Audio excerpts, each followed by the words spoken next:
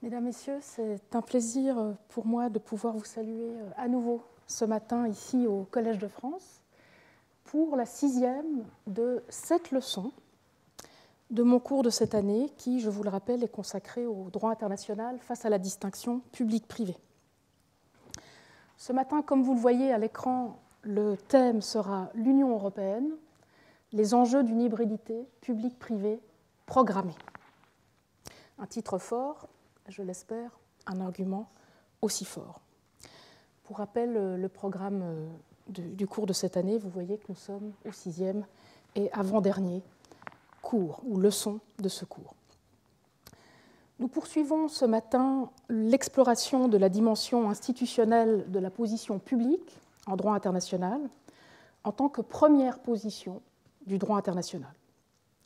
Il s'agit d'approfondir encore notre quête du droit international des publics, c'est-à-dire, pour mémoire, le droit international des différents peuples du monde, peuples que leurs États instituent en tant que publics et qui sont ensuite réinstitués par d'autres institutions publiques internationales.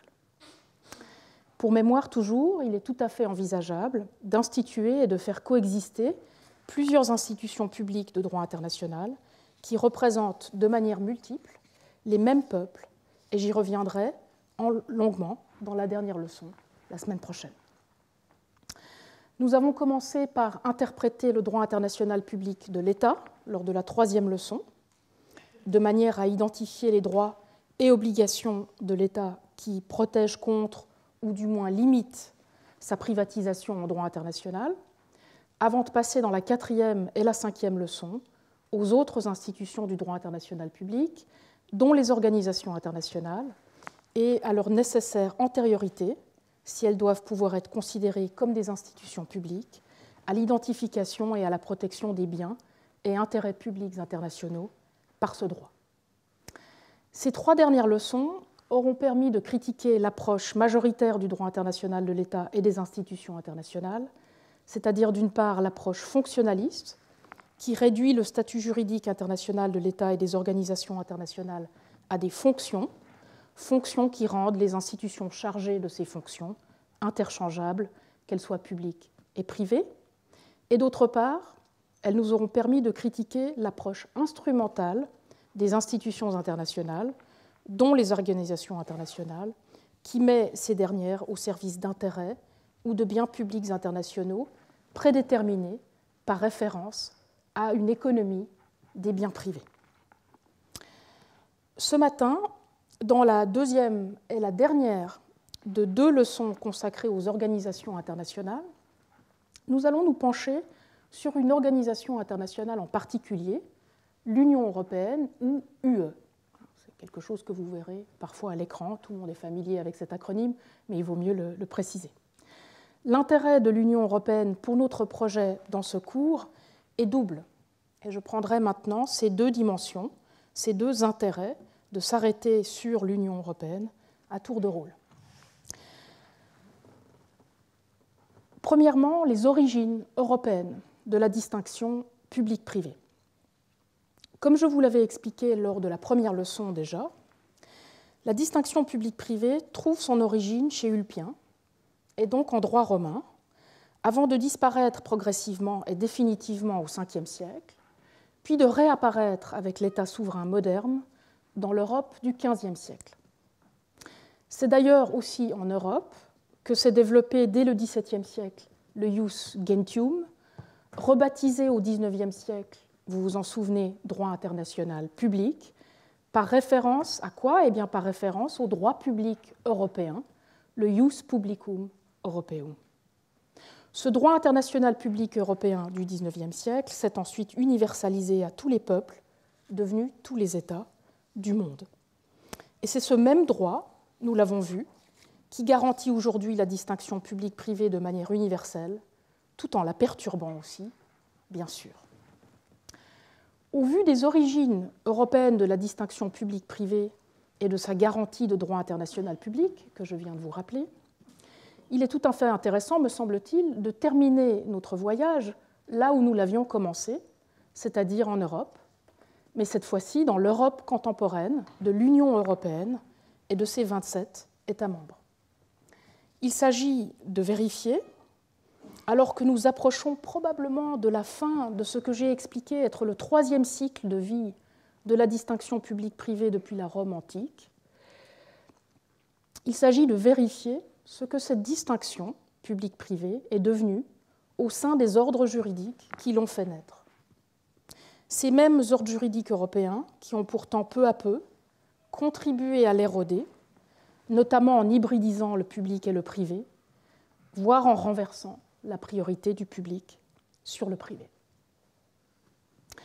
Deuxième intérêt, deuxième raison de nous pencher sur l'Union européenne ce matin. L'Union européenne est une organisation internationale d'après-guerre, d'après 1945, plus précisément 1957, pour la Communauté économique européenne, devenue Union européenne en 1991. Mais c'est une organisation internationale tout à fait particulière. Et non seulement parce qu'elle est régionale, bien sûr, mais pour d'autres raisons. En effet, contrairement aux autres organisations internationales, qui sont pour la plupart très peu juridiques, y compris très peu judiciarisées, comme nous l'avons vu la semaine dernière, puisque leurs tribunaux n'ont généralement pas une compétence obligatoire de juger, et n'ont en fait d'ailleurs que rarement juridiction sur l'organisation internationale elle-même. Les Nations Unies, par exemple, n'ont pas un tribunal capable de juger les Nations Unies.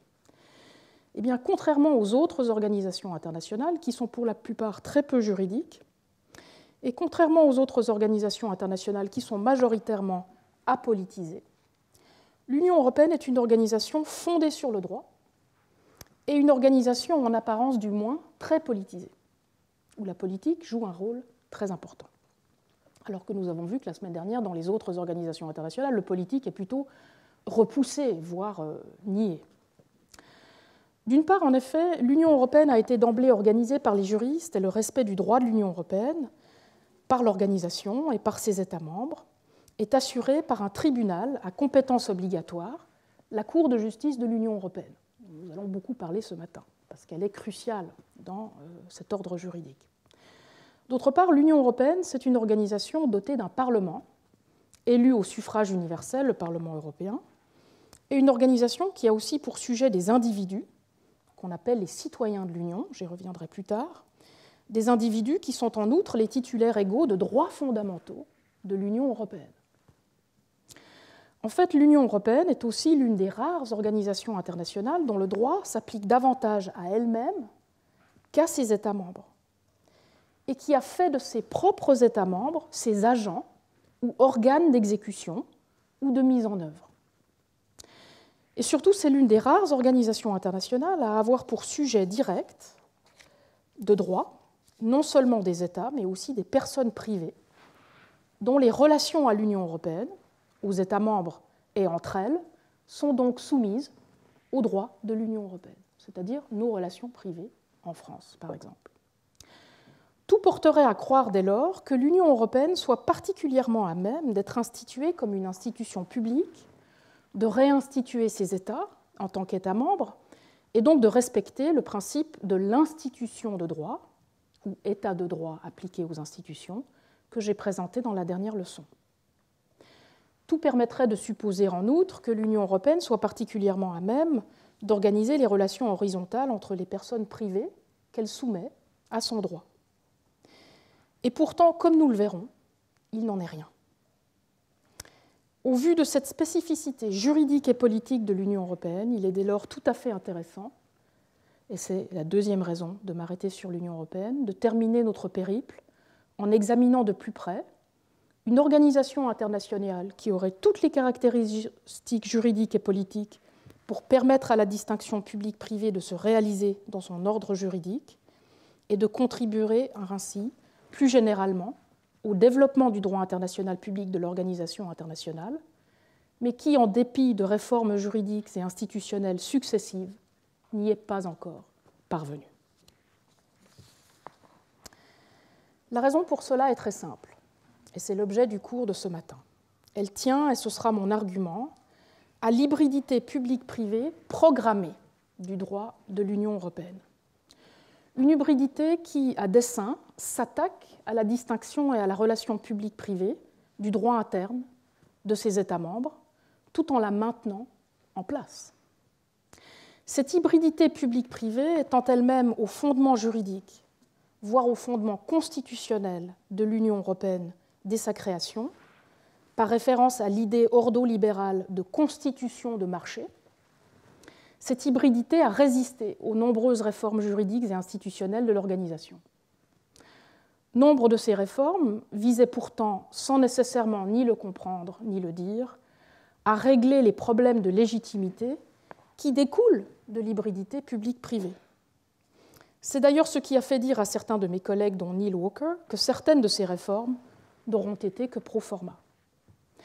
Elles n'auront été que des bandages ou des sparadraps juridiques temporaires apposés sur un problème institutionnel qu'elles n'auraient pas pu résoudre, à moins de le désigner expressément et de le viser directement.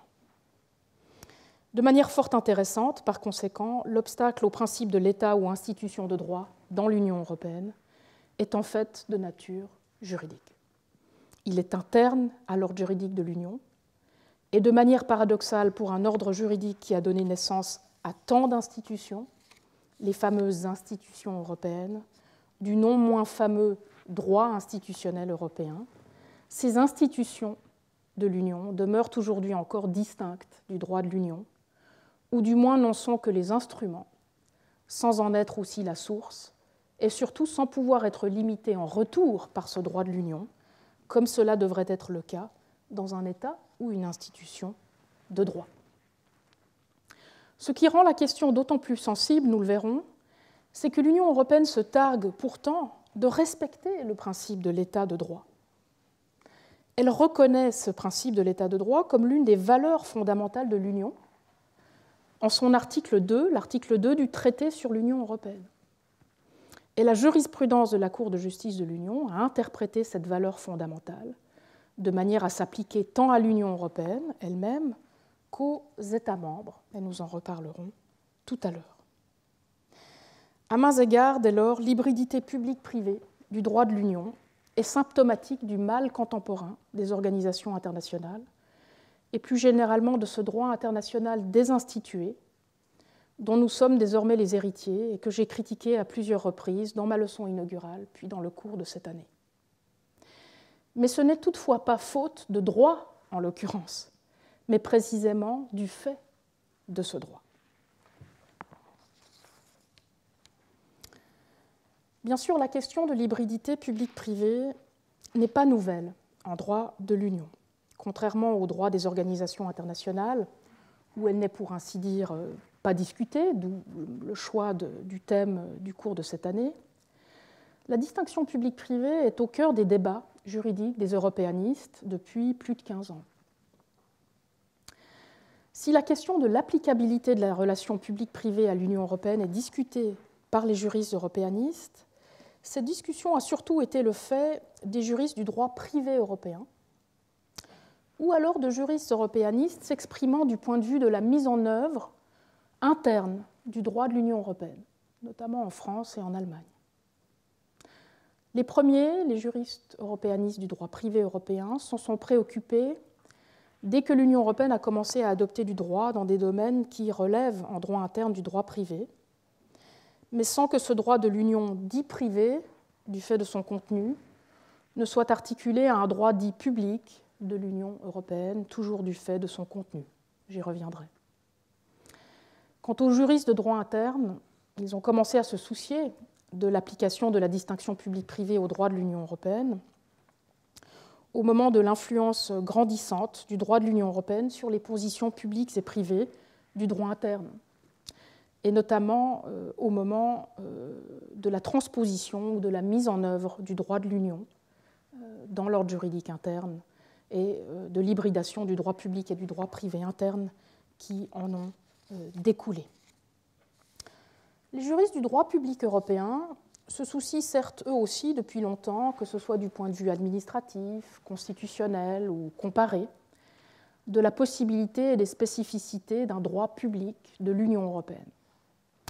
Mais par la force de choses, puisque ce sont des publicistes, et puisque le droit public est la première position des deux positions, ils n'abordent souvent pas la question sous l'angle de la distinction publique-privée. Ils s'arrêtent à leur propre première position de droit public. Quant aux juristes internationalistes, lorsqu'ils se penchent sur le droit de l'Union, c'est surtout sur le droit des relations extérieures de l'Union qu'ils s'arrêtent. Dans cette leçon, pour ne pas répéter ce qui a déjà été dit par mes collègues, mais au contraire faire avancer le débat, j'examinerai la distinction et la relation publique-privée en droit de l'Union du point de vue combiné d'une juriste européaniste publiciste intéressée au droit privé et du point de vue du droit international public. Plus précisément, mon argument sera articulé, je m'excuse à nouveau auprès des juristes français qui ont l'habitude du plan A3, je serai obligé à nouveau de prendre 4 parties, puisque mon argument sera articulé en 4 points. Je commencerai premièrement par expliquer comment l'ordre juridique de l'Union s'est développé dès l'origine comme un ordre constitutionnel du marché qui met le droit et les institutions de ce droit au service de la réalisation du marché intérieur. Cet ordre est fondé, nous le verrons, sur l'hybridation des positions publiques-privées du droit national, qu'il maintient toutefois en place, mais brouille dans l'intérêt du marché.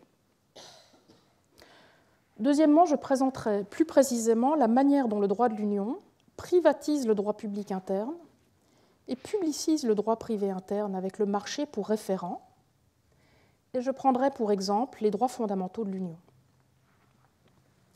Troisièmement, j'exposerai les conséquences institutionnelles de cette hybridation publique-privée programmée, dont notamment les implications pour le principe de l'État ou institution de droit dans l'Union européenne et ses États membres. Enfin et quatrièmement, je me tournerai vers les conséquences ultérieures de l'hybridité publique-privée en droit de l'Union pour la légitimité démocratique du droit de l'Union. Je le ferai, pour des raisons de temps, de nouveau avec un exemple, l'exemple du régime de citoyenneté de l'Union, un régime considéré comme phare de la légitimité de l'Union, mais qui, comme son parent, le régime des droits fondamentaux de l'Union, est fragilisé dans son fondement même par l'hybridité publique-privée de l'ordre juridique de l'Union. Je précise pour ceux qui auraient des doutes que la critique proposée dans cette leçon se veut constructive et donc résolument optimiste. Le problème dénoncé étant juridique, la solution se trouve pour une fois dans ce cours largement entre les mains des juristes. Même si l'hybridité publique-privée du droit de l'Union est programmée, qu'elle est en place depuis près de 70 ans, elle n'est pas irrémédiable. Comme je l'expliquerai dans la dernière leçon, il est tout à fait envisageable de réinstituer publiquement les États-peuples de l'Union européenne de manière à assurer le respect du principe de l'État ou institution de droit, la souveraineté et la légitimité démocratique dans l'Union et dans ses États membres. Le coût de cette réforme devra toutefois être porté par le marché. Et il faut espérer que les crises climatiques, sanitaires et militaires intenses que nous vivons nous incitent à en payer le prix. Elles offrent aux Européens le moment institutionnel, voire même le moment constitutionnel, qu'ils attendent depuis la déclaration de Laeken sur l'avenir de l'Europe, il y a près de 20 ans. Avant de commencer, quelques délimitations de questions connexes ne sont sans doute pas inutiles. En effet, ces questions sont souvent déjà traitées dans la littérature et il n'est donc pas nécessaire pour moi, ou pas utile pour moi, de m'y appesantir. Donc 3 délimitations.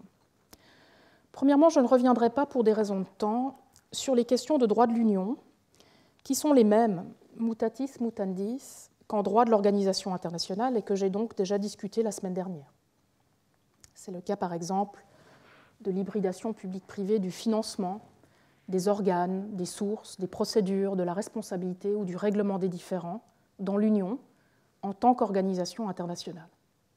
Tout cela va de pair, bien sûr, mais je me concentrerai ce matin sur le contenu du droit de l'Union et sur l'hybridité publique-privée que ce contenu impose aux États membres et au droit national, et ce que cela veut dire pour la distinction publique-privée dans l'Union.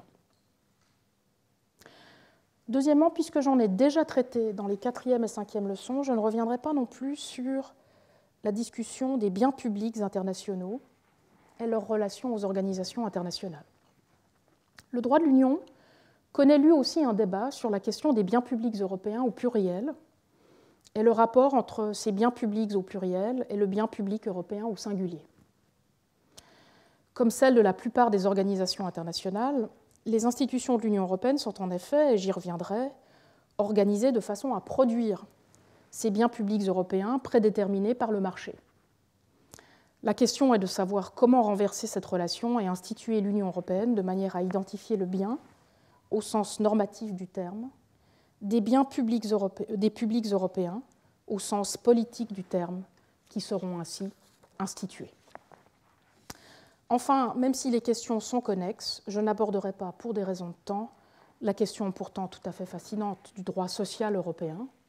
D'autres que moi, dont Alain Supiot, ont bien montré, suite notamment aux jurisprudences Viking et Laval, rendues par la Cour de justice de l'Union en 2007, comment l'hybridité publique-privée qui est au cœur du projet d'ordre juridique de l'Union n'est pas propice à l'émergence d'un droit social.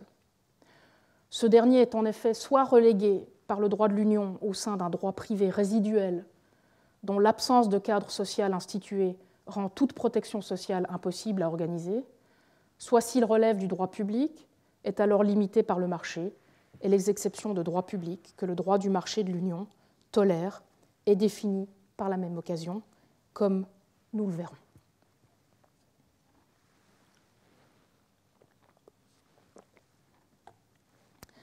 Arrivé au terme de cette introduction, nous pouvons maintenant commencer avec la première partie, l'hybridité publique-privée en droit de l'Union européenne, le marché comme tertium. Comme le droit international, y compris d'ailleurs le droit international des autres organisations internationales que nous avons vues la semaine dernière, le droit de l'Union européenne, tant primaire, c'est-à-dire le droit qui est contenu dans les traités européens, que dérivé, c'est-à-dire le droit qu'adoptent les institutions de l'Union, fait régulièrement référence aux termes du public ou aux termes du privé. C'est le cas notamment des traités fondateurs de l'Union, que sont le traité sur l'Union européenne et le traité sur le fonctionnement de l'Union européenne. Ces deux traités mentionnent ici et là les termes publics ou privés, qu'il s'agisse de faire référence à des institutions, à des droits et obligations, à des intérêts ou à des biens en droit de l'Union. Et la même chose vaut bien sûr en droit dérivé de l'Union européenne. Mais cela n'implique pas que le droit de l'Union soit articulé en deux positions distinctes, celle du droit public et celle du droit privé, et ce pour deux raisons. Sur un plan matériel, premièrement, les compétences de l'Union que les États membres lui confèrent et qui lui permettent d'adopter du droit sont limitées. Elles ne visent bien évidemment pas le remplacement, dès lors, des positions publiques et privées du droit national par du droit de l'Union, qu'il soit d'application directe ou transposée. Dans tous les cas, les différences d'interprétation au sujet de la distinction et relations publiques-privées, de ce qui est couvert par chaque position, puis de leur articulation sont très importantes entre les États membres de l'Union. Cela rendrait donc une compétence de l'Union relative à l'une ou l'autre des deux positions publiques et privées difficile à établir sans un travail de droit comparé, travail qui serait fort intéressant à mon avis, mais qui n'a, à ma connaissance, jamais été réalisé à l'échelle entière de l'Union européenne. Il y a bien eu du droit comparé franco-anglais ou franco-allemand, mais à l'échelle de l'Union européenne, ce que la distinction publique-privée pourrait vouloir dire dans les 27 États membres, ça c'est un projet qu'il reste à poursuivre. Dans les faits, les compétences de l'Union portent souvent et à dessein sur des questions économiques qui relèveraient en droit interne tant du droit public que du droit privé, comme la concurrence par exemple, dont nous reparlerons, ou le travail. Et cela se confirme d'ailleurs dans le contrôle judiciaire qu'exerce la Cour de justice de l'Union. Il est général et permet à la Cour de justice de l'Union d'officier tantôt comme une cour constitutionnelle, depuis 2010, tantôt comme un tribunal commercial, voire souvent aux deux titres dans les mêmes affaires. Deuxièmement, et sur un plan institutionnel cette fois-ci, le droit de l'Union, relatif à ces différentes thématiques, ne vise pas à réinstituer les publics des États membres, puis à justifier et limiter leurs pouvoirs sous la forme d'un statut juridique européen de droit public. il ne vise pas non plus, une fois cette position publique instituée, à y articuler une position privée à même d'encadrer et de protéger juridiquement l'autonomie privée dans les relations entre personnes de droit privé. Ne comprenant ni droit public ni droit privé en tant que tel, d'une part, et encore moins du droit public et du droit privé articulés l'un à l'autre par la priorité du premier sur le second, d'autre part, il faut conclure que le droit de l'Union ne connaît pas la distinction et relations publiques-privées telle que je l'ai présentée dans ma première leçon. Cela est vrai, du moins, au sein de son propre ordre juridique et institutionnel.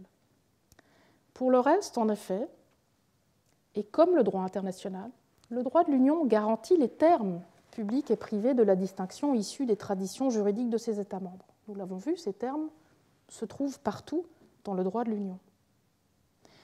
Donc, le droit de l'Union garantit ces termes, mais c'est sans les articuler, comme nous l'avons vu, voire même pour jouer de cette distinction, comme nous allons le voir. Au vu de ce qui vient d'être dit, il faut signaler toutefois que la terminologie utilisée par les juristes européanistes, dont je fais partie, est parfois trompeuse à cet égard. Et vous l'aurez déjà remarqué en m'écoutant ce matin. La terminologie des juristes européanistes, en effet, semble indiquer qu'il y ait déjà en droit de l'Union du droit public et du droit privé. S'il y a des juristes européanistes qui font du droit public européen ou du droit privé européen, c'est qu'il y a peut-être du droit public européen, du droit privé européen. Il est vrai que durant longtemps, l'on évoquait plutôt le droit institutionnel de l'Union pour l'opposer au droit matériel de l'Union, sans référence ni à la dimension publique du droit de l'Union, ni à sa dimension privée. Aujourd'hui, toutefois, et suite à la densification du droit de l'Union au fil du temps et à sa spécialisation, l'on parle plus volontiers, c'est vrai, entre juristes européanistes, de droit constitutionnel ou de droit administratif européen, d'une part, et de droit privé européen, d'autre part. Le terme droit public européen, d'une part, est utilisé pour désigner, par exemple, la partie des traités européens relatives aux institutions de l'Union et à leurs procédures, ou encore à la charte des droits fondamentaux de l'Union.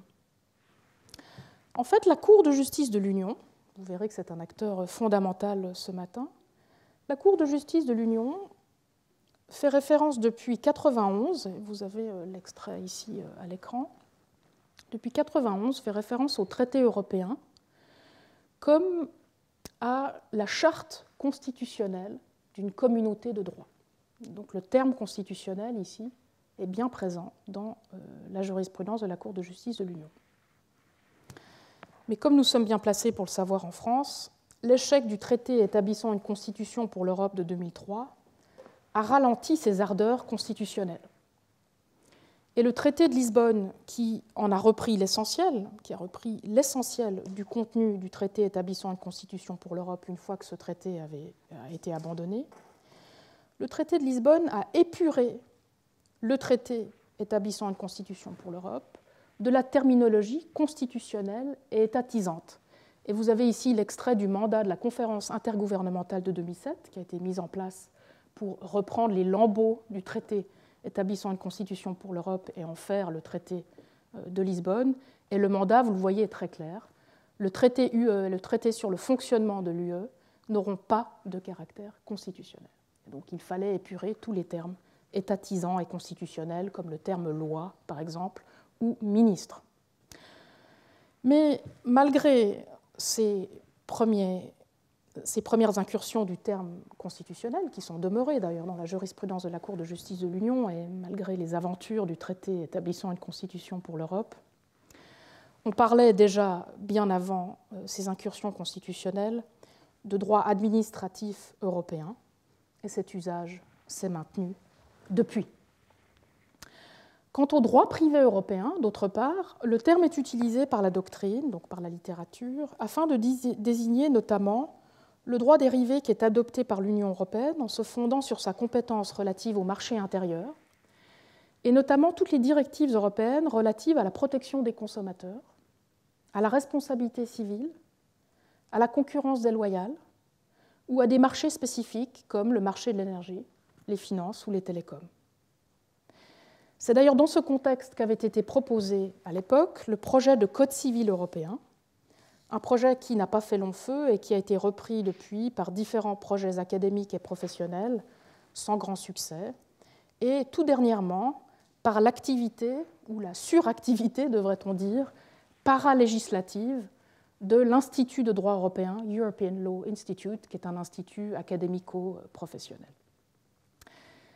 Ce qu'il est important de retenir, c'est que ces catégories, qui sont bien présentes dans la jurisprudence de la Cour de justice de l'Union pour le terme constitutionnel et dans la littérature pour le droit privé, sont purement académiques.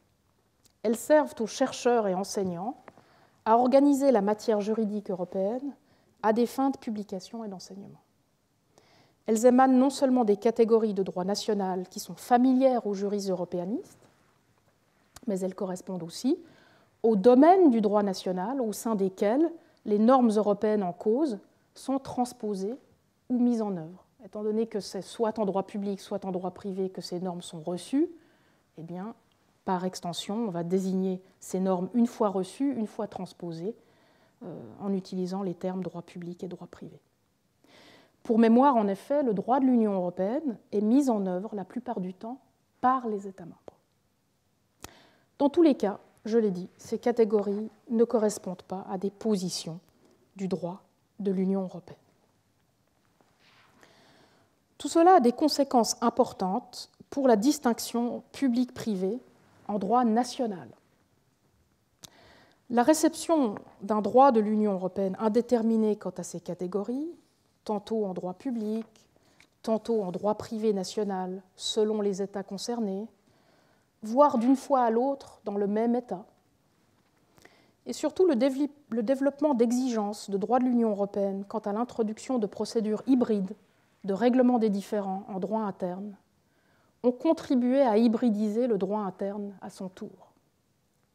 Sans parler, nous allons le voir, de l'hybridité publique-privée du droit de l'Union lui-même, qui doit être appliqué et transposé en droit national, comme nous allons le voir.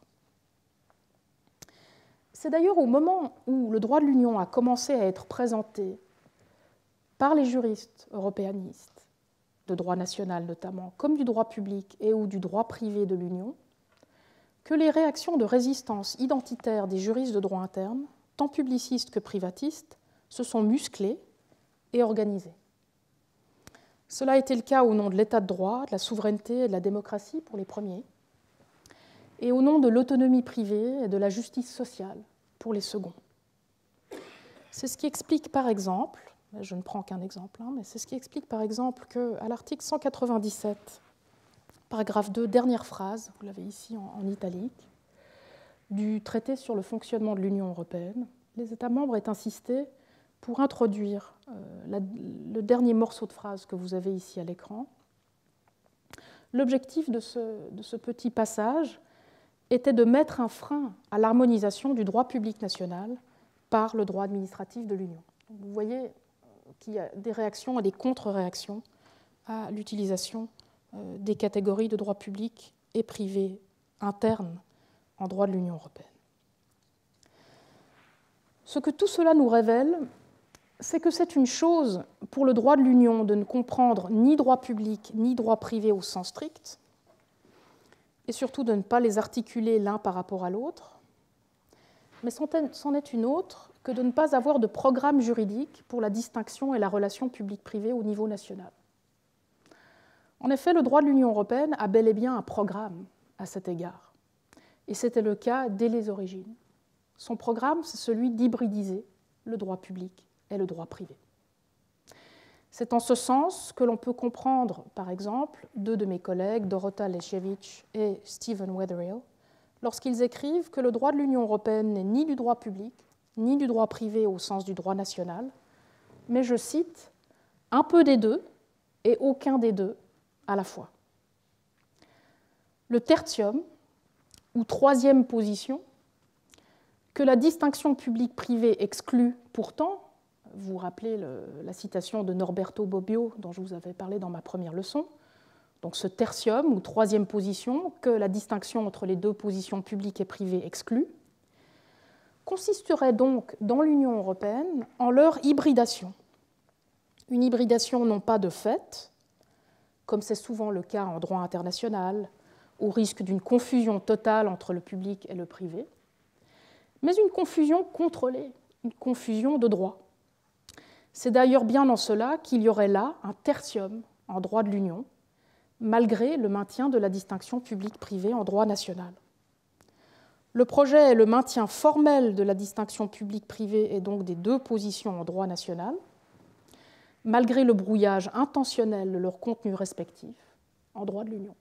Et c'est ce qui explique tout ce que nous venons de voir dans la pratique nationale et la pratique européenne. En somme, l'hybridité publique-privée du droit de l'Union laisse en place la distinction publique-privée sur le plan national, mais la vide de son sens, comme une coquille vide qui peut être occupée par le droit du marché, tout en continuant à être invoquée à des fins de légitimité. L'hybridité publique-privée, telle que je l'ai décrite, en et par le droit de l'Union, est au cœur du projet juridique européen, et ce dernier est lui-même au cœur du projet européen tout court. Comme l'ont bien montré certains historiens de l'Union européenne français, comme Guillaume Sacriste ou Antoine Vaucher, cette hybridité correspond à l'approche ordolibérale des juristes des premières années du projet de l'intégration européenne. Ces juristes qui ont conçu et organisé le marché commun, devenu ensuite marché intérieur. En bref, cette approche ordolibérale rend le droit indispensable à l'organisation européenne du marché et de son ordre, d'où l'idée d'ailleurs que j'ai déjà évoquée de constitution du marché. Mais elle dispense parallèlement cet ordre du marché de toute institution publique et du droit public, comme d'ailleurs, et c'est une conséquence, du droit privé. Il s'agit d'un ordre du marché où le référent est le marché et non pas un État ou une autre institution, et où le droit est mis à son service. Dans cet ordre du marché, le marché n'est pas lui-même institué, et comme le droit de l'Union européenne, les institutions de l'Union sont au service du marché. Le marché intérieur européen n'est ni public ni privé, en d'autres termes, et les pouvoirs du droit public et privé nationaux sont l'un comme l'autre soumis au marché. Aux rapports orthogonaux, verticaux et horizontaux de la distinction et relations publiques-privées avec lesquels j'avais commencé l'année et qui figurent sur la fiche du cours, succèdent donc en et par le droit de l'Union des rapports purement horizontaux. Ces rapports horizontaux ne sont pas des rapports de droit privé pour autant, et c'est de là que vient le trouble. Comme je l'ai expliqué dans ma première leçon, le droit privé ne saurait aller sans droit public dans la distinction et relations publiques-privées. Un droit privé sans droit public ne serait en effet autre chose que pur calcul et n'aurait au fond rien de juridique. C'est pour cela que même si le droit de l'Union peut être décrit comme un droit du marché et que le marché relève en droit national du droit privé, il ne peut y avoir de droit privé de l'Union sans un droit public de l'Union. C'est d'ailleurs bien ce qui ressort de la critique du soi-disant droit privé européen par mes collègues privatistes européanistes qui le décrivent comme Hugh Collins, comme n'étant guère plus qu'un techno-law, un techno-law dont les limites sont très difficiles à établir en l'absence d'un droit public européen.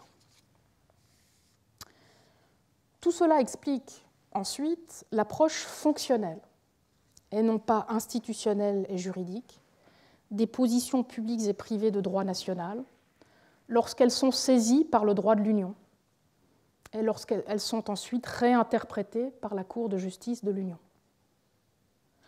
En droit de l'Union européenne, en effet, la position publique de droit national, donc ce qui lui correspond, concerne ce que le droit de l'Union appelle la régulation du marché, alors que la position privée de droit national, lorsque le droit de l'Union européenne se saisit de cette position privée, concerne la participation au marché, pour reprendre une distinction faite par Loïc Azoulay.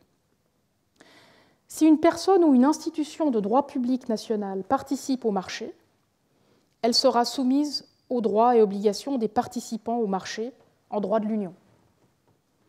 En revanche, si une personne ou une institution de droit privé national régule ou exerce un pouvoir sur le marché, eh bien, elle sera soumise aux droits et obligations de droit de l'Union en tant que régulateur du marché.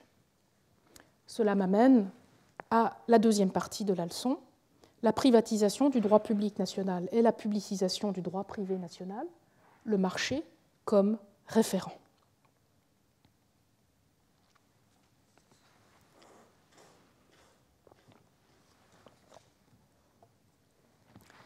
Cette approche fonctionnelle, soit par la régulation, soit par la participation au marché, dont le seul référent est le marché et son bon fonctionnement, mène directement à la privatisation du droit public interne et à la publicisation du droit privé interne lorsque le droit de l'Union trouve à s'appliquer.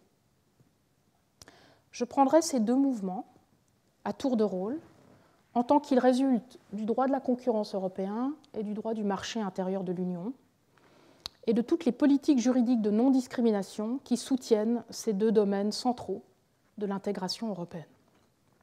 Premièrement donc, la privatisation du droit public par le droit du marché de l'Union européenne. Le droit et l'institution de l'État sont privatisés par le droit du marché de l'Union européenne, et ce, que l'État agisse comme une personne privée ou non, du point de vue du droit national.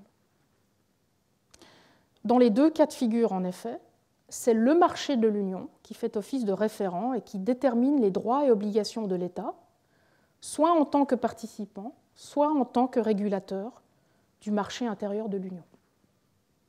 Je prendrai ces deux fonctions dans le marché l'une après l'autre. D'une part, l'État comme participant au marché. En tant que l'État est susceptible d'entraver la libre circulation sur le marché européen, l'État est en soi traité comme une personne privée.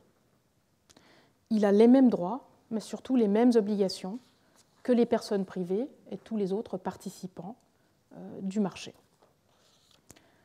La justification pour cette manière d'aborder l'État en droit de l'Union européenne est à trouver dans le principe de libre concurrence et le respect des 4 libertés fondamentales du marché qui assurent son bon fonctionnement. Pour mémoire, la liberté de circulation des personnes, des services, des marchandises et des capitaux. L'État ne doit pas pouvoir intervenir comme une personne privée sur le marché et échapper ainsi à la limitation, par exemple, des aides d'État en droit de l'Union. Mais à l'inverse, il ne doit pas pouvoir déléguer ses tâches publiques à des personnes privées qui en deviendraient des organes par délégation et les exempter ainsi des règles de la concurrence. D'autre part, l'État comme régulateur du marché. Même lorsque l'État ne participe pas au marché comme un concurrent, c'est pourtant à nouveau le bon fonctionnement de ce marché intérieur qui détermine ses droits et obligations de droit de l'Union, en tant que l'État régulateur du marché est lui aussi susceptible d'entraver ce marché. C'est au marché intérieur qu'il revient de définir les fonctions publiques de l'État. C'est le marché intérieur qui déterminera ce qu'est un service public, ce qu'est un intérêt public, ce qu'est un bien public, dans la mesure où le service public, l'intérêt public ou le bien public sont des exceptions qui permettent à l'État d'échapper à ses obligations de concurrent sur ce même marché. Étant donné qu'il s'agit d'exceptions à l'interdiction de l'entrave à la libre circulation sur ce marché, ces exceptions doivent être interprétées strictement par qui ? Par la Cour de justice de l'Union européenne. Comme ces exceptions ne doivent pas violer le principe de non-discrimination du droit de l'Union, qui est l'un des principes absolument fondamentaux de l'ordre juridique européen, et être suffisamment communes aux États membres dès lors, un nivellement par le bas s'opère, comme très souvent en droit de l'Union européenne. Deuxièmement, et à l'inverse cette fois, la publicisation du droit privé par le droit du marché de l'Union européenne. Les personnes et institutions de droit privé national voient elles aussi certains de leurs droits et obligations, non pas privatisés cette fois-ci, mais publicisés par l'application du droit de l'Union. Et ce, même lorsqu'elles n'agissent pas comme organes de leur État membre ou par délégation de tâches publiques. C'est l'une des conséquences du principe, d'un autre grand principe du droit de l'Union européenne, qu'on appelle le principe de l'effet direct du droit de l'Union européenne, qui est un principe que la Cour de justice de l'Union a établi dès les premières années de sa jurisprudence, et qui permet de considérer que les personnes privées tirent non seulement des droits, mais aussi des obligations directement du droit de l'Union européenne. Et le grand arrêt qui a permis à la Cour de justice de l'Union d'établir ce principe d'effet direct des droits et des obligations pour les individus en droit de l'Union, c'est l'arrêt Van Gendh and Loos, que vous avez ici à l'écran. Dans cet arrêt, la Cour nous rappelle que le traité, les traités européens, en l'occurrence à l'époque c'était le traité CE, donc le premier traité, constitue plus qu'un accord international qui ne créerait que des obligations mutuelles entre les États contractants, comme un autre traité international. C'est bien au contraire un accord dont les sujets, c'est la dernière phrase, sont non seulement les États membres, mais également leurs ressortissants.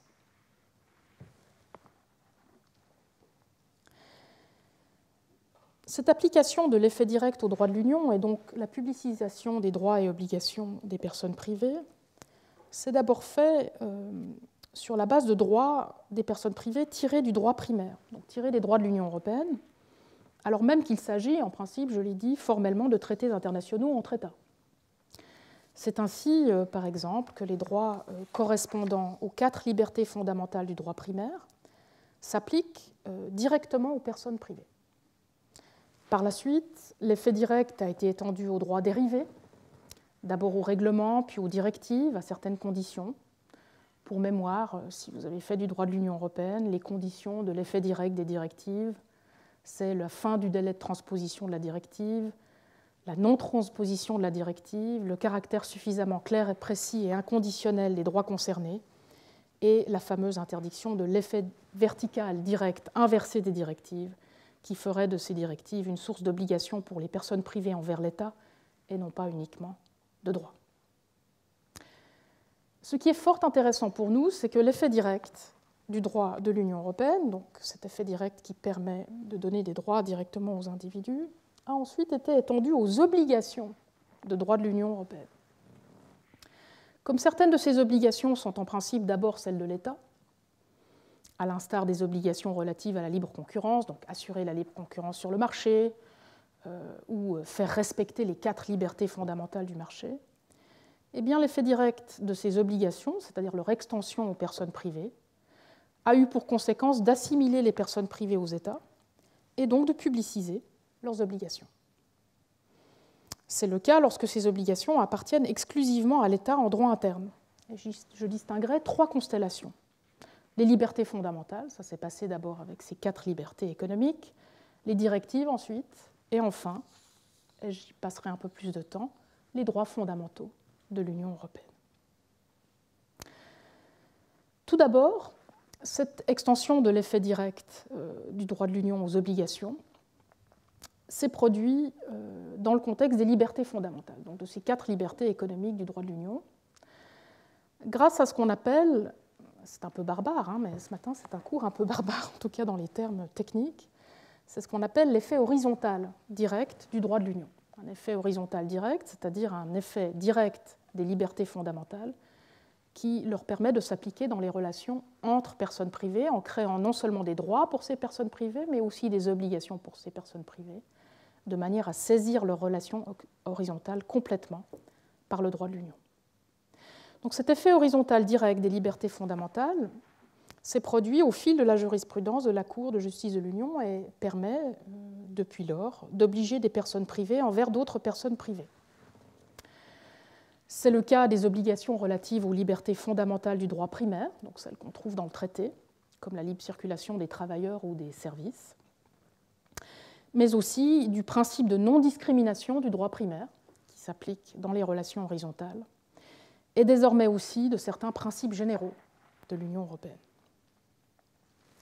Par la suite, l'effet horizontal direct des obligations de droit de l'Union s'est aussi étendu aux directives, après des décennies de contentieux devant la Cour de justice de l'Union. La Cour a commencé par accepter l'effet horizontal direct des obligations issues de directives lorsque la personne privée concernée est dans une position de pouvoir, de jure, par délégation par exemple de tâches publiques, mais aussi lorsqu'elle est dans une position de pouvoir de facto sur le marché, et donc en position quasi publique sur une autre personne privée. C'est ce qu'on a appelé l'effet direct oblique Pas encore tout à fait horizontal, il était oblique. La Cour a ensuite considéré que les obligations de non-discrimination contenues dans les directives, parce qu'elles étaient elles-mêmes fondées sur le principe général de non-discrimination, qui est lui-même, je vous le rappelle, d'effet horizontal direct, étaient elles aussi d'effet horizontal direct, de manière à permettre aux obligations de non-discrimination contenues dans les directives d'avoir d'emblée un effet horizontal direct. Étant donné qu'il y a finalement peu d'obligations du droit du marché de l'Union qui ne sont pas aussi des obligations de non-discrimination, cette jurisprudence est depuis lors extrêmement contestée dans certains États membres. Mais elle s'applique. Enfin, l'effet horizontal direct des obligations du droit de l'Union européenne a aussi été étendu aux obligations correspondant aux droits fondamentaux de l'Union. Je vais m'arrêter sur ce troisième exemple de manière un peu plus longue, parce que la publicisation des obligations dans le domaine des droits fondamentaux de l'Union est particulièrement symptomatique de l'objet de notre cours. Cette extension des obligations de l'État aux personnes privées correspond à ce qu'on appelle dans la tradition constitutionnelle de certains États membres l'effet horizontal direct des droits fondamentaux, dans la mesure où l'extension directe des obligations aux personnes privées rend les droits fondamentaux applicables non plus seulement aux relations verticales entre un titulaire de droits de l'homme, une personne individuelle, et l'État, donc dans cette relation verticale, mais rend les droits fondamentaux applicables aux relations horizontales entre personnes privées, qui en deviennent non plus seulement les titulaires, mais aussi les débiteurs. Dans la plupart des traditions nationales des États membres de l'Union européenne, cette application horizontale des droits fondamentaux est considérée comme contraire à la justification de ces droits fondamentaux et à ce que j'ai appelé leur dimension institutionnelle, leur caractéristique fondamentale institutionnelle. Cette justification, en effet, des droits fondamentaux se trouve, je l'ai dit dans ma troisième leçon, dans l'institution publique d'un peuple en un État et dans les obligations constitutives de ce dernier vis-à-vis de tous les membres égaux de la communauté politique ainsi instituée, avec le statut fondamental égal de chacun de ses membres individuels qui en découle. Dans cette justification des droits fondamentaux, c'est à l'État qu'il revient de protéger les personnes privées contre les violations de leurs droits causées par d'autres personnes privées, membres de la communauté instituée, soit en se voyant attribuer directement ces violations, soit en prenant des mesures raisonnables pour les protéger, par exemple par l'adoption de normes de droit privé ou de droit pénal. La question n'est donc pas, et comprenez-moi bien, n'est donc pas de savoir s'il faut protéger les personnes privées contre les atteintes à leurs droits qui se produiraient dans leurs relations privées. Il le faut, bien sûr. Il faut protéger les personnes privées contre les atteintes à leurs droits, même dans leurs relations privées. La question est bien plutôt de se demander à qui cette obligation doit revenir en premier chef. Il faut souligner que les relations privées sont aussi des relations autonomes et que l'autonomie privée est protégée par le droit privé. L'articulation entre autonomie privée et droits fondamentaux correspond donc à un conflit d'obligations de l'État, des obligations de protéger les droits fondamentaux d'une part et des obligations de protéger l'autonomie privée de l'autre, qu'il revient à l'État d'arbitrer en droit public plutôt que d'en faire une question purement privée. Si l'effet horizontal direct des droits fondamentaux de l'Union et la publicisation des obligations des personnes privées ont pu se développer en droit de l'Union, en contradiction avec la majorité des traditions constitutionnelles des États membres, c'est en raison de l'assimilation du marché en tant que référent non institué de l'ordre juridique de l'Union avec l'État, en tant que référent institué par le droit public de l'État d'une part. Mais il faut aussi mentionner d'autre part l'association qui s'en est suivie entre liberté fondamentale économique, qu'on appelle liberté fondamentale tout court, mais qui sont des libertés du marché, et droits fondamentaux. Alors évidemment, quand on dit liberté fondamentale et droits fondamentaux, le juriste comprend, bon, c'est la même chose. Les droits fondamentaux doivent contenir les libertés fondamentales. Et c'est ce qui s'est produit. La première identification, donc entre le marché comme référent non institué de l'ordre juridique et l'État en tant que référent institué par le droit public de l'État, a fait des partisans de ce qu'on appelait la constitution totale, Total Constitution, une idée germanique, en fait, issue de la tradition constitutionnelle allemande, et du rayonnement constitutionnel dans toute la sphère privée, des complices, malheureusement, de ce qu'on appelle aussi parfois l'ordre constitutionnel du marché. Et beaucoup, dans les années 90 et 2000, dont moi, sont tombés dans ce piège. Mais nous voyons aujourd'hui là où ça nous a menés. Quant à l'association entre les libertés fondamentales, dont l'effet horizontal direct a été admis par la jurisprudence de la Cour de justice de l'Union, et les droits fondamentaux, eh bien, elle s'est faite par la consolidation progressive d'un régime de droits fondamentaux propre à l'Union européenne à partir des années 70. La raison d'être de ce régime de droits fondamentaux propre à l'Union européenne, dès les années 70, était de justifier la primauté du droit de l'Union, et notamment de ces fameuses libertés fondamentales économiques, sur les régimes de droits fondamentaux nationaux. Mais les libertés fondamentales, ces fameuses libertés économiques, forment toutefois le cœur de ces droits fondamentaux de l'Union, et ce depuis toujours. Et le droit du marché intérieur en demeure donc le cadre, puisque les droits fondamentaux de l'Union ne doivent pas porter atteinte au régime de ce marché en droit primaire de l'Union. Donc oui, les droits fondamentaux de l'Union ont été mis en place pour protéger les régimes de droits fondamentaux nationaux contre la primauté du droit de l'Union et la primauté des libertés fondamentales, mais puisque ces libertés fondamentales sont entrées dans le cœur des droits fondamentaux de l'Union, eh bien, les droits fondamentaux de l'Union sont devenus le cheval de Troie des libertés fondamentales en droit des droits fondamentaux nationaux. C'est ce que rappelle par exemple aujourd'hui, à l'article 51 de la Charte des droits fondamentaux de l'Union, cette disposition qui contient dans son paragraphe 2 une réserve relative au régime des libertés fondamentales prévu par le traité sur le fonctionnement de l'Union européenne.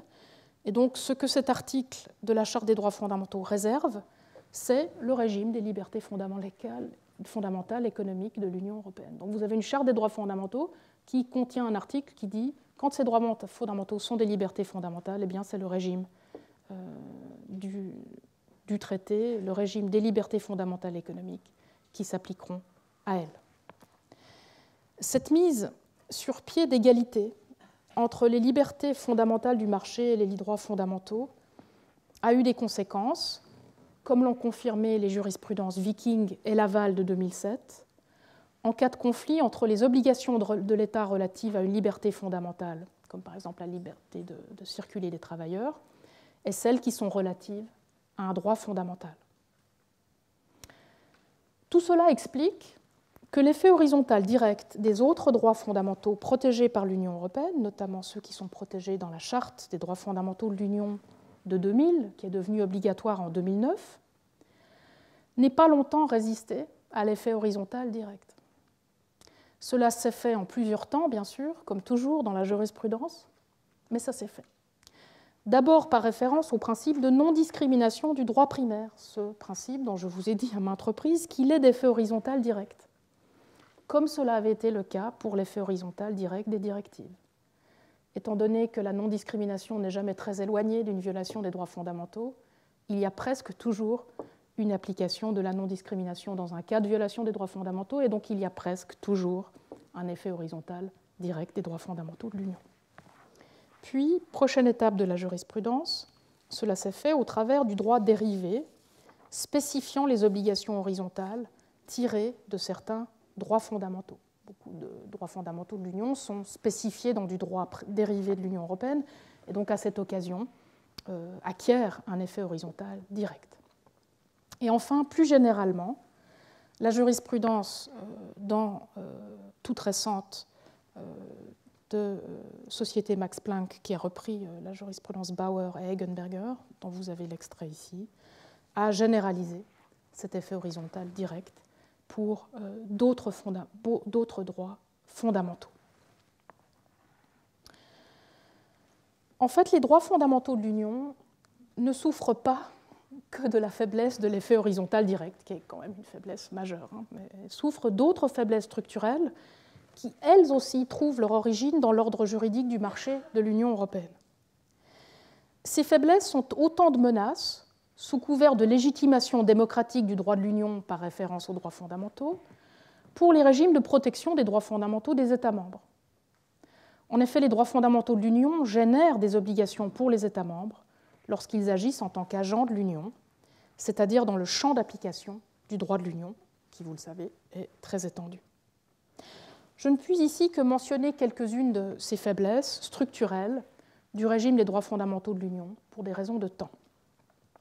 Et j'en mentionnerai 3. Il s'agit tout d'abord du fait qu'en droit de l'Union, dans le droit des droits fondamentaux de l'Union, les entreprises et autres personnes morales de droit privé sont titulaires des mêmes droits fondamentaux que les personnes physiques. Donc, non seulement les droits fondamentaux de l'Union ont un effet horizontal direct, donc on crée des obligations pour les personnes privées, mais les titulaires de ces droits sont des personnes privées individuelles, comme c'est le cas en droit international des droits de l'homme, mais aussi des personnes morales, dont les entreprises.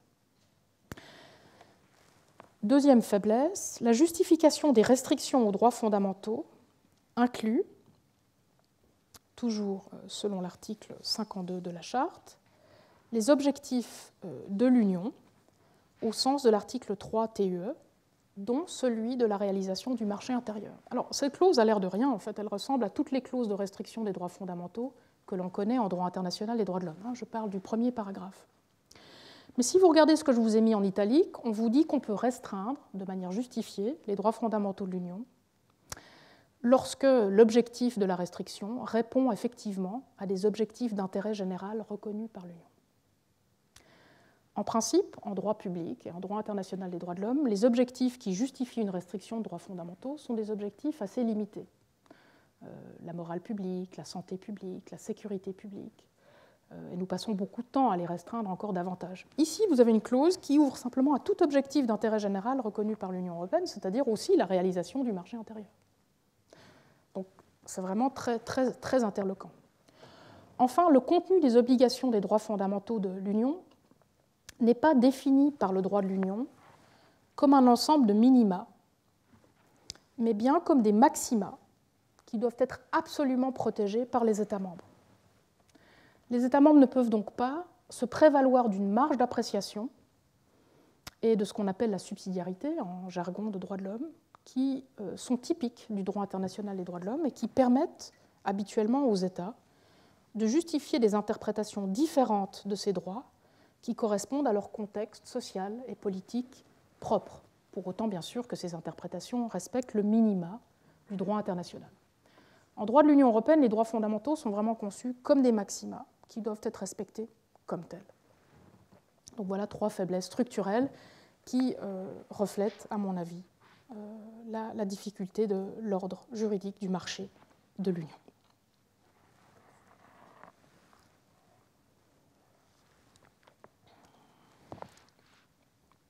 Je passe maintenant à ma 3e partie,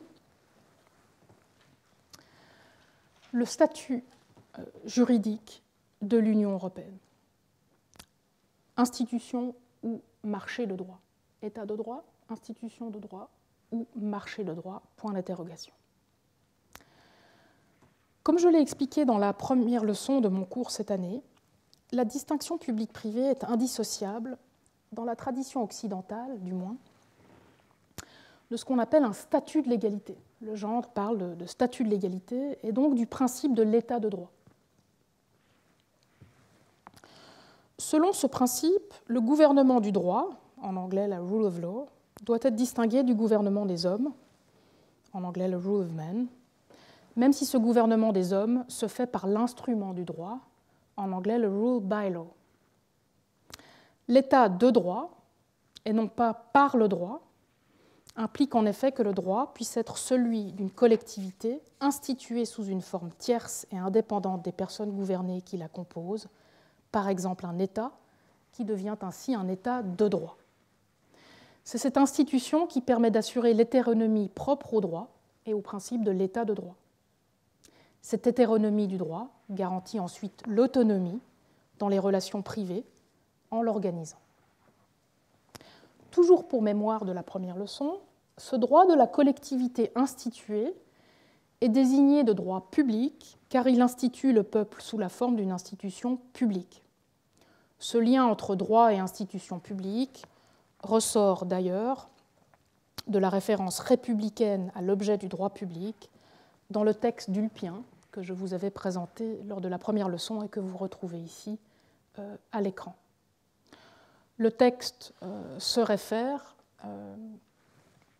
à un statut de légalité désigné d'état de la chose romaine, le statum rei Romanae, c'est-à-dire strictement parlant, l'état de la res publica romana, et donc l'état de la chose publique ou l'état de la république. Dans la dernière leçon, j'ai élargi la notion d'état de droit à celle d'institution de droit, pour y inclure les autres institutions publiques internationales qui réinstituent les peuples-États et participent du statut de l'égalité internationale. La question que j'aimerais traiter dans cette troisième section du cours ce matin est celle de son applicabilité à l'Union européenne en tant qu'elle serait une institution de droit, ou une union de droit, dit-on parfois. Comme je l'ai indiqué précédemment, l'approche ordolibérale du marché intérieur, qui est l'approche d'origine des juristes qui ont pensé, construit et organisé ce marché, rend dès les origines du projet d'intégration européenne le droit absolument indispensable à l'organisation du marché et de son ordre. En cela, je l'ai dit, l'Union se distingue clairement de toutes les autres organisations internationales où le droit et les juristes ont, à l'origine du moins, joué un rôle nettement secondaire. On parle d'ailleurs, je l'ai dit, de constitution du marché à cet égard. Cette constitution du marché ordonne et sanctuarise même les biens et intérêts des participants à ce marché. Et c'est là à nouveau que l'on retrouve une référence indirecte, cette fois-ci au texte d'Ulpien, puisque cette constitution du marché qui sanctuarise les biens et intérêts des participants au marché évoque les choses sacrées du droit public ordinaire que vous retrouvez ici. Les choses sacrées font partie de ce qui est protégé par le droit public, sauf que dans l'ordre du marché et dans la constitution du marché, les choses sacrées sont les biens et intérêts des participants à ce marché. Alors, où trouve-t-on aujourd'hui les traces de cette constitution ordolibérale du marché dans les traités européens? Eh bien, on les trouve à tous les endroits absolument clés des traités. On appelle d'ailleurs ces différents endroits des traités le droit constitutionnel du marché dans le jargon habituel.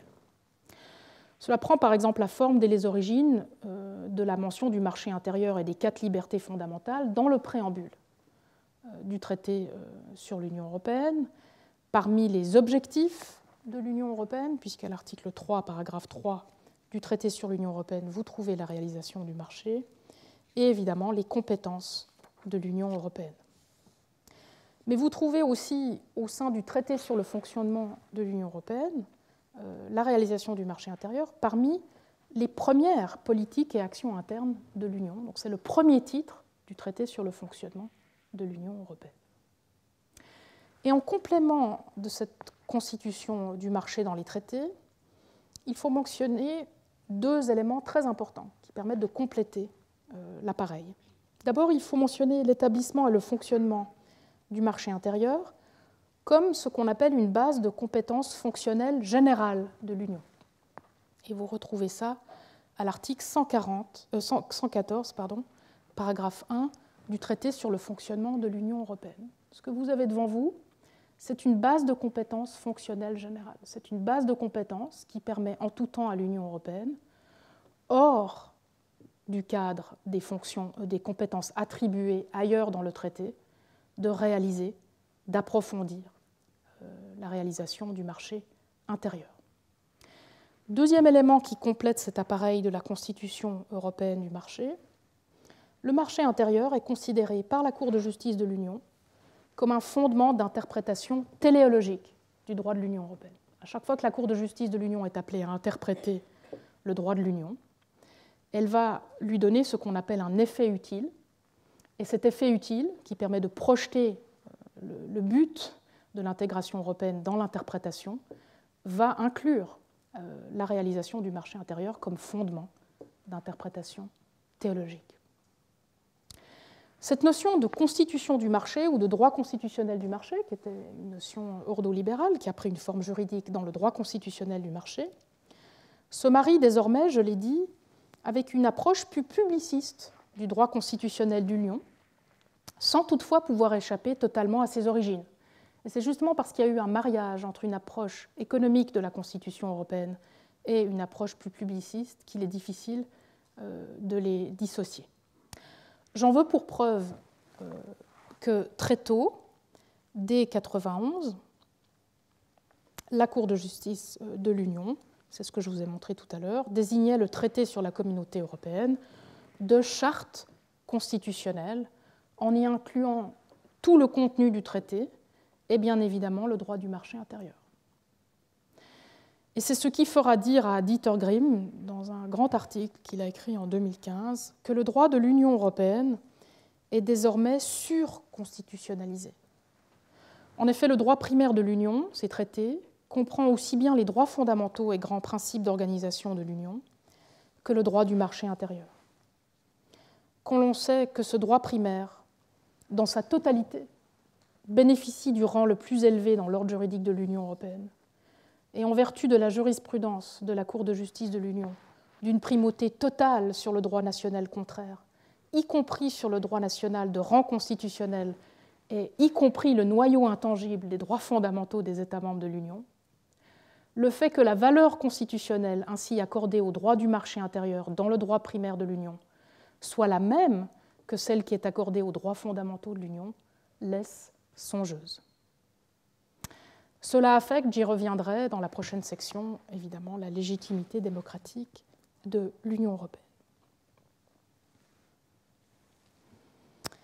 Malgré un droit constitutionnel propre à cet ordre du marché que je viens de vous présenter, l'approche ordolibérale du droit de l'Union dispense cet ordre de toute institutionnalisation publique.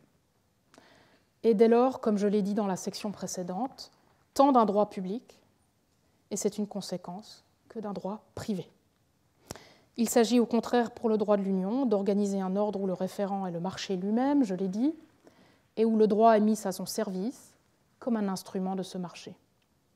Dans cet ordre, le marché n'est pas institué par le droit, et ce qu'il appelle ces institutions ne sont que de simples acteurs ou agents au service du marché plutôt que des institutions constitutives et limitatives de ce marché. C'était en effet le projet commun des néolibéraux et des modernisateurs, opposés les uns comme les autres à l'État national d'avant-guerre, de faire de l'ordre européen un ordre juridique nouveau, un ordre juridique qui ne soit pas celui d'un État, et de contribuer ainsi à réformer l'ordre juridique et institutionnel des États membres, que tant les néolibéraux que les modernisateurs d'après-guerre critiquaient. Le modèle de la gouvernance économique internationale d'après-guerre reprenait à son compte le fédéralisme de préservation du marché de Friedrich Hayek. Selon ce modèle de gouvernance à niveau multiple, la gouvernance des questions économiques devait être entièrement centralisée sur le plan international, régional comme dans l'Union ou universelle à l'instar de l'Organisation mondiale du commerce, tandis que les questions sociales et politiques relevaient des compétences résiduelles des États membres, séparant ainsi l'État national du marché européen et le droit du marché européen d'une institution de ce marché. C'est ce que confirme d'ailleurs à nouveau la jurisprudence de la Cour de justice de l'Union européenne, ce fameux artisane de l'intégration européenne. C'est ce qu'elle confirme dans ce fameux arrêt Van Genloos dont que je vous ai déjà montré tout à l'heure, où elle écrit que l'ordre juridique de l'Union européenne est un ordre juridique d'un genre nouveau, nouvel ordre juridique de droit international. Si cet ordre juridique de l'Union européenne est désigné dans l'arrêt Van Genloos d'ordre juridique international nouveau, en 1991, quelques années plus tard, si vous remarquez, la même phrase est utilisée, mais ici, on ne parle plus d'un nouvel ordre juridique de droit international, c'est un nouvel ordre juridique tout court. Il a perdu son adjectif international, il devient nouveau tout court, distanciant ainsi l'Union européenne d'une organisation internationale sur un plan institutionnel. Et en 2013, troisième acte de la pièce de théâtre, en 2013, la Cour de justice de l'Union affirmera que cet ordre juridique nouveau n'est pas celui d'un État non plus. Ni organisation internationale, ni État, l'Union européenne se présente donc comme un ordre juridique désinstitué au service d'un marché qui n'est pas lui-même institué, mais simplement ordonné. C'est un ordre juridique des choses et non plus des gens, ou du moins un ordre juridique des gens en tant qu'ils ont à voir avec ces choses et participent à leur commerce. Ce que tout cela implique est qu'il y a une claire disjonction intentionnelle entre droit et institution dans l'ordre juridique de l'Union. Cela a des conséquences sur le droit de l'Union, dont l'hétéronomie et l'indépendance sont limitées, mais aussi sur tout ce que l'Union appelle ses institutions, qui participent à l'adoption du droit de l'Union sans pour autant être soumises et limitées à ce droit. C'est d'ailleurs le paradoxe du principe d'institution de droit qui, privé de dimension institutionnelle, peine à s'appliquer au droit de l'Union européenne. Par dérision, mieux vaudrait donc, et c'est pour cela que la partie 3 porte le titre qu'elle porte, par dérision, mieux vaudrait donc parler d'un principe de marché de droit dans l'Union européenne. Mais me direz-vous, comment réconcilier cette évaluation avec le fait que l'ordre juridique de l'Union affirme le principe de l'état de droit ?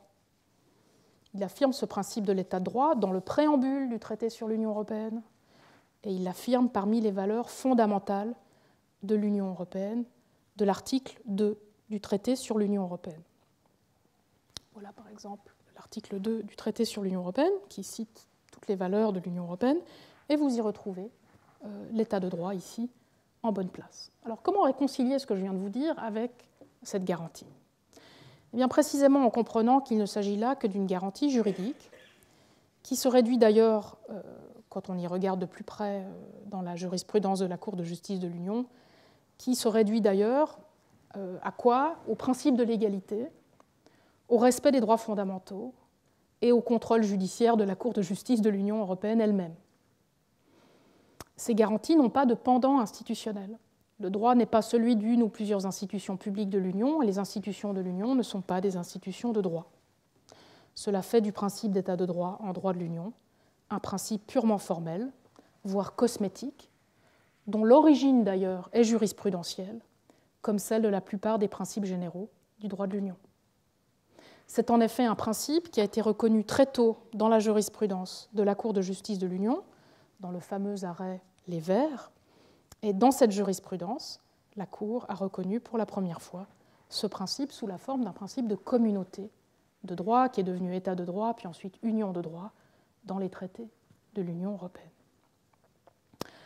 En somme, dès lors, c'est le droit interprété par la Cour de justice de l'Union, et non pas le droit d'une institution Union européenne, qui réinstituerait les États-peuples des 27, qui détermine le contenu du principe de l'État de droit dans l'Union européenne. Et cela m'amène au point suivant. Comme toujours dans ce cours, lorsqu'il est question d'institutions internationales, l'enjeu n'est pas uniquement le respect du principe de l'État ou institution de droit appliqué à l'Union européenne et à son droit, mais aussi dans son application aux États membres en tant qu'ils sont soumis au droit de l'Union européenne.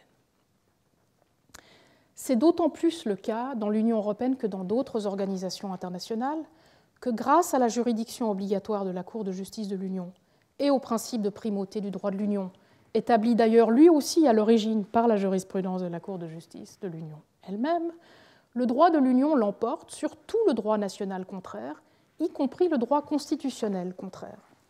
Cela a des conséquences, dès lors, dans le droit interne des 27 États membres de l'Union, pour leur respect du principe de l'État de droit, qui doit désormais être compris par référence au droit de l'Union. Et la dernière confirmation de cette difficulté est en fait très récente, puisqu'elle remonte à un arrêt du 16 février dernier. Un arrêt qui ne concerne pas l'État de droit en France, et donc qui nous cause moins de soucis, mais un arrêt qui devrait nous causer du souci tout de même. C'est un arrêt qui concerne la Hongrie et la Pologne. Cet arrêt concerne le principe très controversé d'identité constitutionnelle ou nationale des États garanti à l'article 4, première phrase du traité sur l'Union européenne. Dans son arrêt, la Cour de justice, je vous le rappelle, a rejeté les recours formés par la Hongrie et la Pologne contre le mécanisme de conditionnalité, un mécanisme qui, pour mémoire, subordonne les bénéfices de financement issus du budget de l'Union au respect par les États membres des principes de l'État de droit. Dans cet arrêt très attendu, et qu'il faut saluer bien sûr sur certains aspects, puisqu'il a permis de sauver le mécanisme en cause, mais l'on peut douter de la manière. La Cour de justice, dans les extraits que je vous ai mis ici et que vous pourrez digérer en fait à tête reposée, la Cour de justice affirme, je cite, que tout en disposant d'identités nationales distinctes, inhérentes à leur structure fondamentale politique et constitutionnelle, que l'Union respecte, les États membres adhèrent à une notion d'État de droit qu'ils partagent en tant que valeur commune à leur tradition constitutionnelle propre et qu'ils se sont engagés à respecter de manière continue. Vient ensuite le passage sensible, quasi circulaire. Les principes de l'État de droit, nous dit la Cour, tels que développés sur le fondement des traités de l'Union dans la jurisprudence de la Cour, sont reconnus et précisés dans l'ordre juridique de l'Union et trouvent leur source dans des valeurs communes reconnues et appliquées également par les États membres dans leurs propres ordres juridiques. Elle aurait dû ajouter, ces principes sont interprétés de manière ultime et définitive par la Cour de justice de l'Union. Voilà pour le statut juridique de l'Union européenne, institution de droit ou marché de droit. J'en viens à mon dernier point ce matin, la légitimité du droit de l'Union, une démocratie pro forma. Comme je l'ai dit dans la première leçon de mon cours cette année, la distinction et relations hiérarchiques entre le public et le privé sont aussi devenues avec le temps les garantes de la légitimité politique. Cela n'a pas toujours été le cas, bien sûr. Et cette association entre la distinction public-privé, l'état de droit, la souveraineté, puis la légitimité démocratique, s'est faite progressivement depuis la fin du XVIIIe siècle en droit interne, puis en droit international depuis le milieu du XXe. La distinction public-privé aujourd'hui est associée à l'égalité fondamentale de statut, tant des personnes humaines que des peuples institués publiquement, en droit, sous la forme respectivement de citoyens et d'États. C'est en cela que la distinction public-privé est intimement associée, désormais, mais ça n'a pas toujours été le cas, aux garanties de la démocratie et des droits de l'homme en droit public. Une fois la souveraineté de l'État fondée sur la souveraineté populaire au XXe siècle, la boucle État de droit, souveraineté, démocratie était bouclée, et le rôle central que joue la distinction public-privé dans ce contexte de légitimation du pouvoir était identifié. Mais j'ajoute, et je précise encore une fois, que la publicité du droit ne se confond pas entièrement avec la souveraineté et la démocratie, bien entendu. Mais elle lui est désormais liée. Dans cette section, j'aimerais précisément me tourner vers les conséquences de l'hybridité publique-privée en droit de l'Union, c'est-à-dire de cette remise en question propre au droit de l'Union que je vous ai présentée aujourd'hui de la distinction publique-privée, les conséquences de cette hybridité pour la légitimité démocratique du droit, tant de l'Union que de ses États membres. Et je le ferai à l'exemple du régime de citoyenneté de l'Union. Un régime qui est considéré comme central à la légitimité de l'Union, mais qui, comme le régime parent des droits fondamentaux de l'Union, est fragilisé au plus profond de lui-même par l'hybridité publique-privée de l'ordre juridique de l'Union et le référent ultime de ce droit, qui est le marché. Alors, pour mémoire, même si nous sommes tous, enfin avec quelques exceptions, nous sommes tous citoyens de l'Union européenne, peut-être dans cette salle, mais pour mémoire, la citoyenneté de l'Union européenne, c'est un statut fondamental. C'est comme ça qu'il est décrit, donc on retrouve ici le terme statut. C'est un statut fondamental, récent, dans l'histoire du droit de l'Union, puisqu'il remonte au traité de Maastricht, donc à 91. On raconte que ce statut a été introduit très tard dans la négociation du traité, afin de compenser les pertes de compétences que le traité faisait subir aux États membres et de renforcer par là la légitimité démocratique du droit de l'Union. Ce statut ouvre à chaque ressortissant d'un État membre, et donc à chaque citoyen de l'Union, l'accès sans discrimination aucune aux droits qu'accorde le droit de l'Union dans les 26 autres États membres de l'Union. Il s'agit principalement de liberté de circulation et de séjour déjà garanties par les traités de l'Union. En fait, le statut fondamental de citoyen européen, c'est reprendre les fameuses libertés fondamentales économiques dont je vous ai parlé tout à l'heure, et s'y ajoute aussi quelques droits politiques supplémentaires qui sont ici précisés à l'article 20 du traité sur le fonctionnement de l'Union européenne, notamment le droit de participer aux élections locales et européennes. On parle d'ailleurs à cet égard de citoyenneté de marché. Elle est construite sur les droits individuels préexistants en droit de l'Union, c'est-à-dire avant tout les libertés fondamentales économiques. Et surtout, la citoyenneté de l'Union, vous l'aurez vu, ne comprend que les droits et aucun devoir. La citoyenneté de l'Union est un statut égal qui assure l'accès sans discrimination aux droits de l'Union dans tout État membre de l'Union. Il est parfois décrit comme un statut quasi-fédéral puisqu'il repose sur la reconnaissance mutuelle des citoyennetés nationales des divers États membres de l'Union. Enfin et précisément, la citoyenneté de l'Union est un statut dépendant parce qu'il dérive de la nationalité ou citoyenneté nationale des États membres de l'Union, comme vous le voyez à l'article 9. Cette citoyenneté de l'Union doit être garantie par tous les autres États membres sans condition de reconnaissance supplémentaire que le respect des conditions d'acquisition et de perte de la nationalité du droit national de l'État membre de nationalité. Avec le temps, toutefois, et la jurisprudence de la Cour de justice de l'Union, la protection de la citoyenneté de l'Union est en fait devenue une limite supplémentaire à l'acquisition et à la perte de la citoyenneté nationale en droit national. Et je vous ai mis le dernier arrêt en date, qui date de mars 2022, qui est un arrêt qui reprend les principes de la jurisprudence antérieure, l'arrêt GY. Les modalités d'acquisition et de perte de ce statut de citoyenneté de l'Union, en tant que c'est un statut qui repose sur la citoyenneté nationale, ne doivent pas, selon la jurisprudence, affecter de manière disproportionnée les droits individuels constitutifs du citoyen de l'Union. La jurisprudence de la Cour de justice exige notamment que ces modalités d'acquisition et de perte de la citoyenneté nationale respectent le principe de non-discrimination et les droits fondamentaux de chaque citoyen. J'aimerais m'arrêter, et ce sera mon dernier point et mon dernier exemple, sur l'exemple des programmes d'acquisition de la citoyenneté par investissement, c'est-à-dire par paiement, mis en place par certains États membres de l'Union européenne. À maints égards, en effet, ces programmes d'achat de passeports peuvent être reconstruits comme l'un des derniers avatars du délitement des communautés démocratiques des États membres, causé ou du moins accéléré par l'ordre juridique du marché de l'Union. C'est en partie au concept de citoyenneté de marché du droit de l'Union et à la réduction de la citoyenneté à des droits individuels sans dimension collective et sans devoir correspondant que l'on doit l'individualisation progressive du statut de citoyenneté nationale et au bout du compte la marchandisation de ce statut lui-même et l'émergence d'un marché de la citoyenneté de l'Union. Nous sommes passés de la citoyenneté de marché de 1991 à un marché de la citoyenneté. En bref, ces programmes d'acquisition de la citoyenneté nationale par investissement existent dans plusieurs États membres. Ils prévoient d'accorder la citoyenneté nationale de ces États et par conséquent la citoyenneté de l'Union qui en découle en échange d'un investissement financier sans lien de rattachement quelconque à leur peuple.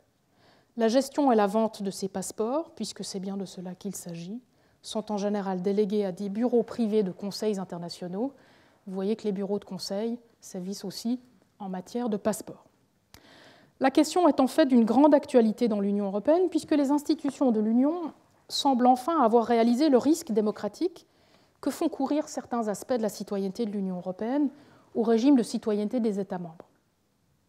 Suite à un premier rapport critique du Parlement européen, publié à ce sujet en 2018, la Commission européenne a présenté sa propre évaluation, tout aussi critique, en 2019. En octobre 2020, la Commission a ouvert une procédure en infraction contre Malte et Chypre et les a mises en demeure de justifier la compatibilité de leur programme d'acquisition de la citoyenneté par investissement avec le droit de l'Union. Et enfin, pas plus tard que lundi dernier, le 28 mars 2022, la Commission a émis une recommandation en lien avec le contournement des sanctions contre des personnes de nationalité russe ou biélorusse dont les ressources financières importantes leur permettraient d'acheter un passeport européen par les programmes d'acquisition de citoyenneté nationale de ces États membres. La Commission invite donc les États membres à abroger immédiatement tout programme d'acquisition de citoyenneté par investissement existant. Même si la guerre en Ukraine et les intérêts stratégiques de l'Union semblent momentanément, du moins, voler au secours du droit de la citoyenneté des États membres de l'Union, il est important de rappeler que ces programmes d'acquisition de la citoyenneté par investissement sont contraires au droit international de la nationalité et donc au droit international de l'État. Je vous avais présenté ces différents arguments dans ma troisième leçon et je n'y reviens pas. Il me semble que le respect de l'exigence du lien de rattachement effectif que l'on trouve en droit international de la nationalité doit absolument être respecté en droit de l'Union et doit être abordé comme un rempart utile contre certains des travers atomisants et individualisants du droit de l'Union et contre les conséquences néfastes qu'ils ont sur la cohésion sociale et la solidarité politique nationale. Le remède à cette érosion de la démocratie nationale se trouve avant tout en droit de l'Union, nous l'avons vu, et notamment en droit de la citoyenneté de l'Union. Il requiert une réforme politique et surtout démocratique en profondeur du projet d'intégration européenne. La citoyenneté nationale doit être protégée dans ce qu'elle a de collectif, et notamment dans sa dimension solidaire. Il importe de s'en souvenir si l'on souhaite que la démocratie nationale survive à l'ordre juridique du marché européen que je vous ai présenté ce matin, et au régime de démocratie, somme toute pro forma, qu'il a contribué à installer. Dans la 7e leçon, conclusion et perspective vers un système de représentation internationale multiple, je reviendrai sur l'état d'affaissement de la distinction publique-privée en droit international et sur les principaux arguments que j'ai avancés dans les précédentes leçons pour y remédier. Sur cette base, j'esquisserai ensuite différentes pistes pour une réinstitution internationale des peuples par le droit international public, et je présenterai notamment les premiers éléments d'un système de représentation égalitaire par de multiples institutions articulées autour des États, un système de représentation égalitaire auquel sera consacré le cours de l'année prochaine. Je vous remercie de votre attention et participation, et comme toujours, je vous souhaite une excellente fin de semaine. Merci.